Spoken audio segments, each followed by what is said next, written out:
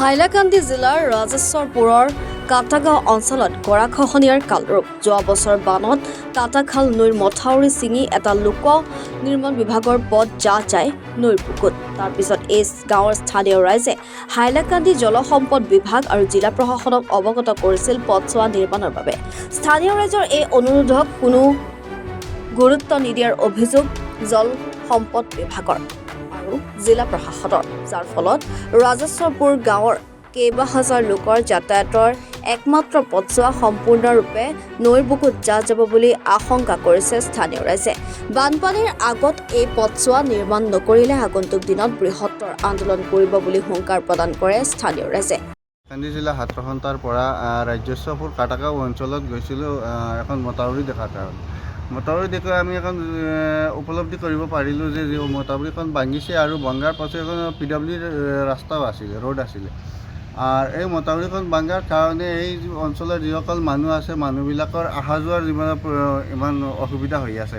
আৰু এই অঞ্চলৰ যিসকল ছাত্ৰ ছাত্ৰী আছে কলেজৰ আৰু স্কুলৰ ছাত্ৰ এইসকল অহা যোৱাৰ অসুবিধা হৈ আছে।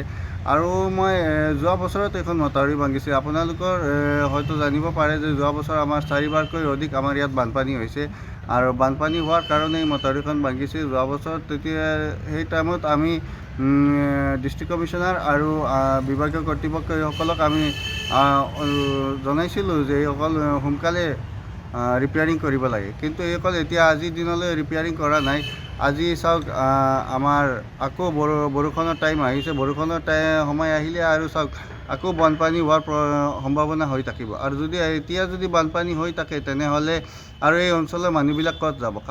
খালি এই কাটাগাঁও অঞ্চল নহয়, আৰু আন হাইলাকান্দিৰ অঞ্চল আছে, যেনেকুৱা আপোনাৰ চাব পাৰে কুচুলা আছে আৰু বৰ হাইলাকান্দি আছে, আৰু আন অঞ্চলত এনেকুৱা মথাউৰি ভাঙিছে। এইসকল মথাউৰিবিলাক সোনকালে ৰিপেয়াৰিং কৰিব লাগে। আৰু যদি ৰিপেয়াৰিং নহয় এতিয়া তেনেহ'লে আমি সদৌ হাইলাকান্দি জিলা হাতৰসন্তাৰ পৰা আমি কৈছোঁ, যদি সোনকালে এইখন ৰিপেয়াৰিং নহয় তেনেহ'লে আমি ৰাস্তাত বহিবলৈ বাধ্য হ'ম। হাইলাকান্দিৰ পৰা সুৰজিৎ দেৰ ৰিপৰ্ট, এনি ভাৰত 24।